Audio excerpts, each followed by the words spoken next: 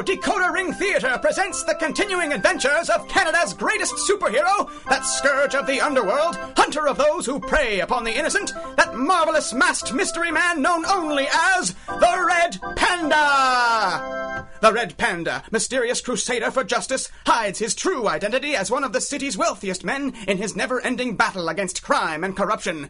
Only his trusty driver, Kit Baxter, who joins him in his quest in the guise of the Flying Squirrel, knows who wears the mask of the Red Panda. This episode, The World Next Door. Say there, Sonny. How much for a shine? Constable Parker! It's me, Harry Kelly! Shh! It's Agent 391. Harry, do you know what undercover means? Yes, sir. I'm undercover now. Shh! What'd I say? Harry, part of being undercover means not announcing that you're undercover, even to someone else who's undercover. But there's nobody else around. An agent of the Red Panda never knows when he's being watched. Oh, okay. Step up, mister. Only a nickel. Best shine in town. All right, don't overdo it. We can talk while you shine. Well, go on. I haven't seen no nickel yet. What? Well, anyone could be watching. Here. Thanks. How come you're not in uniform? The boss man wants us to keep a low profile. Don't you think it's funny, us watching a hotel like this? The people staying at this hotel are some of the most brilliant scientists in the world, Harry. They're here for an important conference, and the Red Panda figures they make a pretty tempting target. That's why there are so many agents on duty here at once. You've been getting quite a few of these lookout assignments lately, haven't you, Harry? Yes, sir. The Red Panda calls me Eagle Eyes Kelly. Really? No, but he will. Don't you worry. Well, you just keep those eagle eyes peeled, Harry. Just remember the signal. 3 whistles, 1 long and 2 short. If you see anything out of the ordinary, like someone waiting in a car too long, or someone who doesn't look like they belong, or... A man climbing down from the rooftop? Yes, that's a good example. No, right up there. There's a man climbing down from the rooftop. What in the world? Come on. He's headed for the landing on the 20th floor. Harry, come back here. Come on. I got us an elevator. Hey, mister, this elevator is taken. Hey, come on. We can't all fit in here. Oh, okay. The 20th floor, please. Right away. Isn't anybody else going to a different floor? What's up, Parker? Eagle Eyes Kelly here spotted a man climbing down from the roof. He's headed for the landing up on 20. Constable Parker, we're undercover. It's all right, Harry. So are the rest of them. What? Even the elevator operator? Yes, sir. Mac Tully, Agent 148. Good to meet you, Eagle Eyes. Here we go. There! He just ran in from the veranda. Come on. I see him. Where? He's gone. It can't be. It can't be. He just disappeared. You!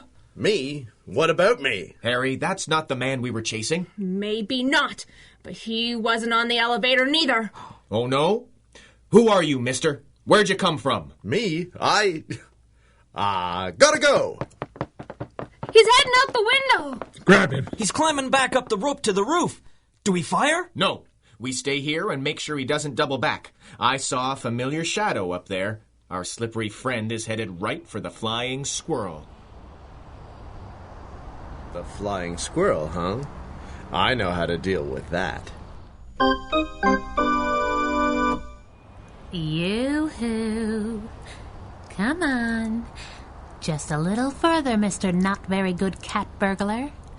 I see you've decided to face 1 flying squirrel instead of 8 armed agents. Boy, oh boy, did you make the wrong choice. Squirrel, it's me. Give me a hand up, would you? Boss? Since when do you need a hand up? Just... Fine, I'll do it myself. Why aren't you using your static shoes? And what... What the... One question at a time, Kent. All will be... Oh. Yeah. Oh. You're a girl. Thanks for noticing. Who in blazes are you supposed to be? I'm the Red Panda, of course. Uh-huh. You've got the voice down pretty good, but the mask is completely wrong. It is? A full cowl and goggles? Buddy, not even close. How can you be so sure? Is the catsuit too subtle? Or maybe you weren't expecting the Flying Squirrel. Oh, boy. Actually, I was expecting a 15-year-old boy. What? I don't suppose the name Kent Baxter means anything to you. Buddy, you've got exactly 6 seconds to take that phony mask off. Can't do it, Angel. It's actually part of my face. You're starting to get on my nerves. No, straight up. I think it's time to lay some cards on the table. Watch this. No tricks. Aw, but it's an awfully good one. What the? Your face is melting. Changing. Well, that's impossible. It can't be. But it is. Who are you? Baboon McSmoothie, man of 1,000 faces, at your service. Where is this imposter? Right through here. He didn't even kick up much of a fuss. He was all for meeting you face to face. So he was. Course, she didn't mention the knockout gas or the iron cage. Love what you done with the layer. As if you've been here before. Not yet. Just who are you, stranger? I keep saying, Baboon McSmoothie, yes, except those aren't names. One's a noun, at least. The other is just silly. Now, see here. That hotel you were breaking into is currently the home of some of the most important scientific minds in the world. But you knew that, didn't you? I think you could say that. I travelled quite a ways to get there. Figured if all else failed, I could disguise myself as you. Wasn't a very good idea, was it? Don't laugh too hard. It was yours. Maybe you'll make more sense under hypnosis. I doubt it. I've had some pretty intense post-hypnotic treatments to make me invulnerable to further suggestion. Who did that? You did? Of course.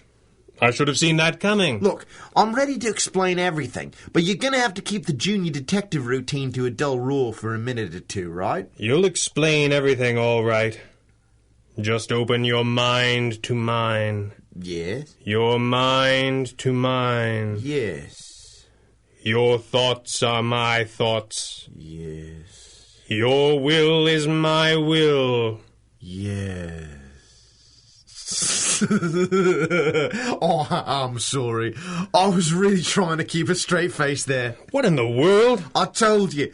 You already placed anti-hypnotic blocks in the old cranium after a little incident we had a couple of years ago. You're saying I hypnotized you in 1932? 1941, actually. I've had about enough of you. Boss, can I have a minute?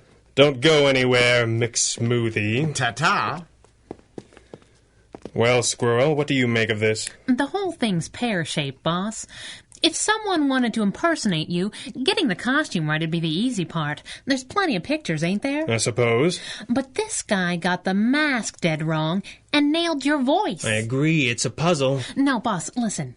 He acted like he expected the Flying Squirrel to be a teenage boy. Well, that's pretty poor research, but a lot of sidekicks are... Named Kent Baxter. Kent All right, that's a little close for comfort. You don't know the half of it. That was supposed to be my name if I'd been born a boy. What? I'm serious.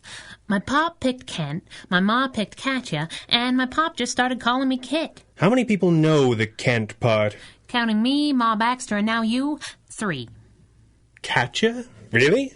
Why didn't I know that? There's all kinds of things you don't know about me. Katya Baxter, behave yourself. Yes, boss. Everything okay over there? Oh, just peachy, thanks. All right, McSmoothie. You can call me Baboon. Not with a straight face, I can't. We're listening. What were you after at the conference? I was after a prototype energy field generator built by a young Nazi scientist that nobody's heard of yet. Why? Saving the world, mate, same as always. What's a Nazi? It's a German political party. That's a very 1934 way of putting it. Yeah, well, we don't get past the local crime section of the paper that often. That's very 1934 of you. Why does he keep saying that? Apparently, he's from 1941. 43. You say potato. It's just as ridiculous. Boss, didn't you travel back in time once? I was hoping you wouldn't bring that up. Sorry. Can I just get a couple words in here? Go ahead.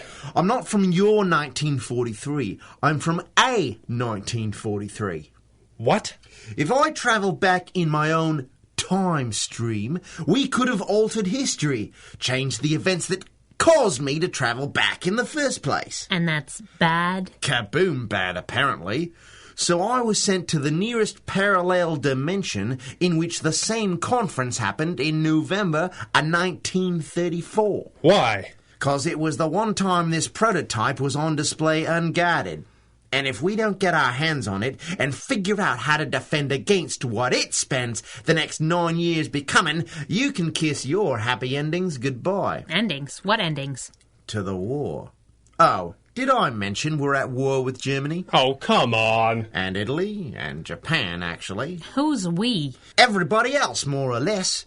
I've spent the war working with a special team that includes our universe's Red Panda. It was his idea to send me back. In our world, some things are obviously different. Like this little Sheila, for example. Do you expect me to believe any of this? Nope. I expect you to read whatever's in this envelope. What is it? Couldn't say rightly. My Red Panda said not to open it. But he said it ought to shut you up. In the nicest way possible, of course. Of course. Boss? What does it say? What is it? Just 2 words, Squirrel. Written in the margin of a scrap of newspaper from December 1943. Yeah? In what appears to be my handwriting. Well, what does it say?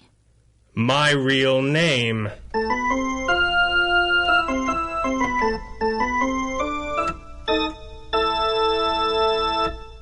You are listening to the Red Panda Adventures from Decoder Ring Theater. Your address for adventure, mystery, and comedy.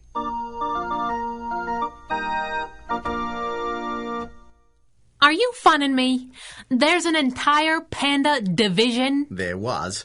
Till the Allied Command amalgamated the Super Spy Services in 42. You Canadians named your team after all the Red Pandas in your history. All of the what? He told me once, the Red Panda legends go back to the time of the fur traders. But that's crazy. Why would there be... It's not even a Canadian animal. When the boss was training to be a crime fighter, he traveled all over the world. A Nepalese master hypnotist gave him the name because of the red mask. Don't get smart, Angel. I'm from a different universe, remember? Well, it sounds like a pretty silly place. And I haven't said a word about talking dogs. But, hey, boss, wait till you hear this one. I heard some of it coming down the hall. You know how I feel about origin stories. Sorry. How does he feel about origin stories? He thinks they reveal too much information that might betray vulnerabilities. And they're painfully dull. Not that I don't love talking shop in heavy manacles, but why did we come to the museum? For a second opinion. I'm not prepared to take too much on faith, McSmoothie. You're asking for us to sanction the commission of a crime. This could become an international incident. Mate, you have no idea what that means. Well, if anyone can confirm this story, it's the doc. The doctor? Agreed. I've explained things as best I can. Well, this is bound to get a little awkward. Are you two, Just relax, McSmoothie. When Dr. Chronopoulos gets here... Dr. Chronopoulos? Are you crazy? What is it? What's wrong? Get these cuffs off of me. Come on, before he gets here. McSmoothie? You're all bonkers. This whole crazy universe. If Chronopoulos gets here... Hello? Is everything all right in here? We're not sure, really. What in blazes? Dr. Theodore Chronopoulos, this is apparently Baboon McSmoothie, man of 1,000 faces. Hello? Too wild. I'm sorry? Nah, don't be. Just... I was expecting someone in full assault armor who would, you know, kill us. What? Then your Dr. Chronopoulos is... Ooh, a supervillain, yeah. Oh, my, that's rather exciting. If you could just hold still while I scan you, Mr. McSmoothie. Sure. Sure thing, mate. Did you find that list of speakers at the conference, Doctor? Oh, yes, there was no one scheduled to present by the name of Von Schlick. Friedrich von Schlick. Hitler's chief scientist. Or he will be. Hitler who? There's no war here, McSmoothie. And von Schlick isn't even a real name, so I don't know what you expected. There is, however, a von Schlitz, who was just added to the list of speakers. Von Schlitz? Yes. Oh, the biographical information is in that file, Flying Squirrel. Okay, let's see. Friedrich von Schlitz, fellow of paranormal research at... Oh boy, I can't pronounce half of these names. Looks like some kind of boy genius. He's got about 9 degrees. Member of something called the Thule Society. Proud emissary of the New Germany. Get used to that kind of talk, by the way.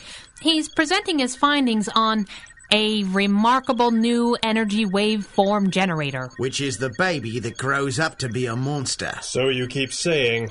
What do your readings suggest, Doctor? Remarkable. Our guest exudes a great deal of residual energy. Definitely extra-dimensional in origin. And there's something else here. Something I don't quite understand. Judging by these energy signatures, whatever brought Mr. McSmoothie here was some sort of fusion of science and dark magic. Magic? Are you quite sure? The readings are unmistakable. I didn't know anyone was pursuing this kind of work beyond, well, myself. And this is far beyond me. That's what he's done. Von Schlick, or Von Schlitz, or whatever you call him, he's tied occult magic into science in ways we don't understand and given the Nazis incredible power. The only way we got me here was to bust into his headquarters and hijack his own tech. The rest of the team held off the guards and sent me through. In 6 hours your time, they'll pull me back to just a few seconds after I left. And I've got to have the prototype when they do. Why? 'Cause my Von Schlick is getting ready to make a deal with the devil. Literally. He's going to infuse 3 divisions of stormtroopers with the kind of powers the free world could never stand against. Doctor? I can't speak to the veracity of that, Red Panda. But the magical frequencies involved are only associated with enormous evil. The device to be presented at the conference could certainly lead to such a development. But if so many other things in our world are different, there's no way to be sure what our Dr. von Schlitz intends his work to become. What does that matter? You're asking us to punish a man for something he hasn't done, and might never do. The things that happen to your world will probably never even happen here. Look, I hope you're right, okay? Maybe the Nazis in your universe are all smiles and sunshine. For all I know, they love peace and freedom.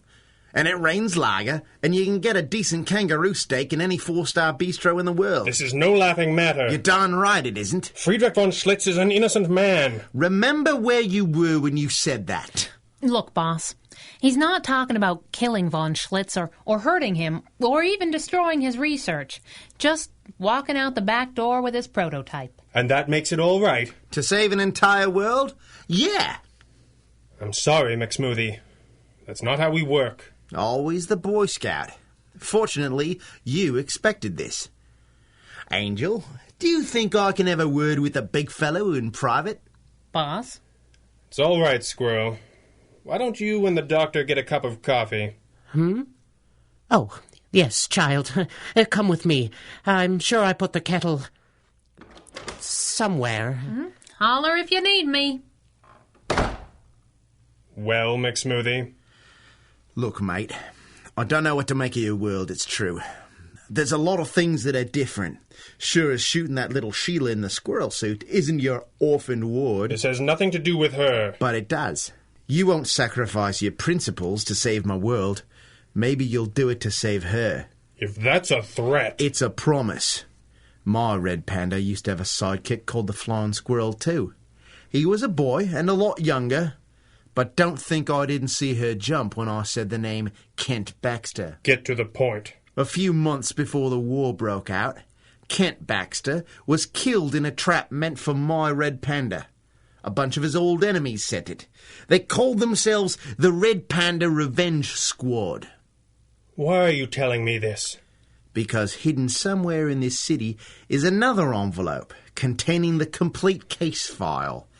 Dates, times, names, profile backgrounds on the players involved. Every step at every point that my friend has spent the last 5 years torturing himself with. Maybe none of it will mean a thing here. Maybe all of it will. Sounds like a fair trade, boss. I get to keep my world, and you keep the girl. Baboon, you're an unscrupulous, untrustworthy rogue. Aw, look at that.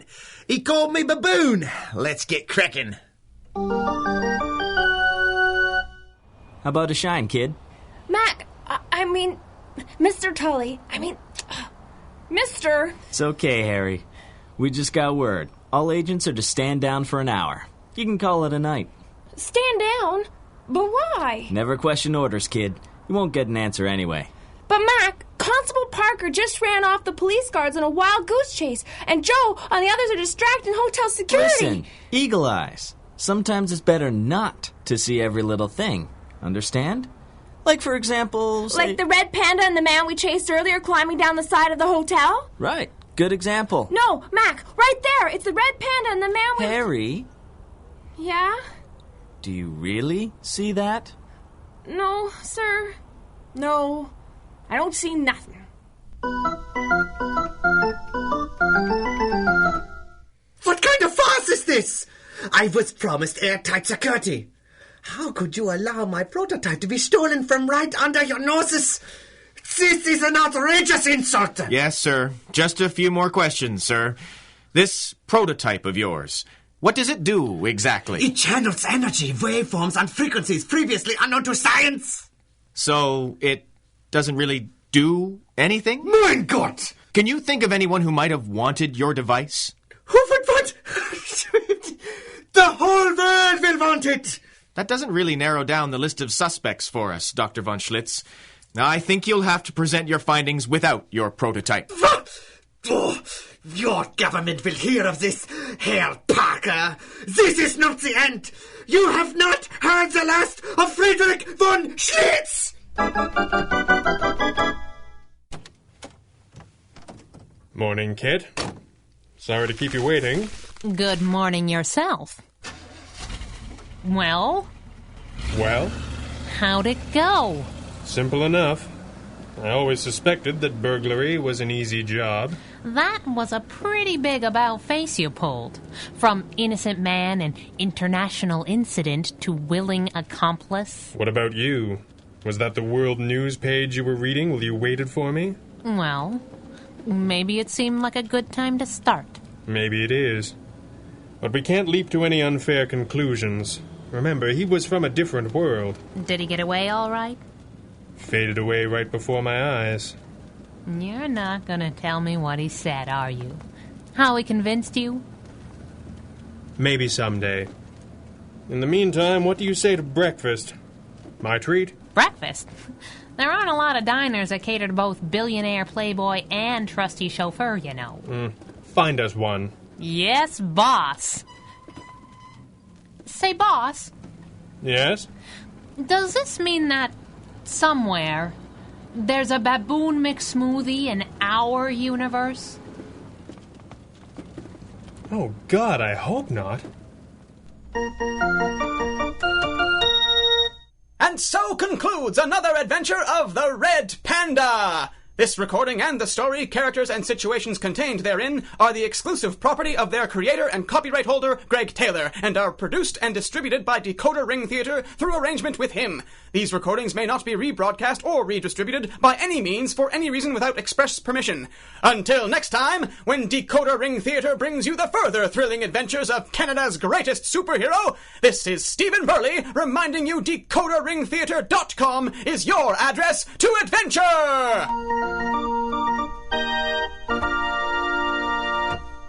The Red Panda Adventures, Episode 24, The World Next Door, was written and directed by Greg Taylor with music by Andrea Lyons and featured the vocal talents of Brian Vaughn, Shannon Arnold, Peter Higginson, Kevin Robinson, M. John Kennedy, Peter Nichol, Gregory Zed Cook, Clarissa de Nederlanden, and Greg Taylor. Until next time, for all of us here, good night.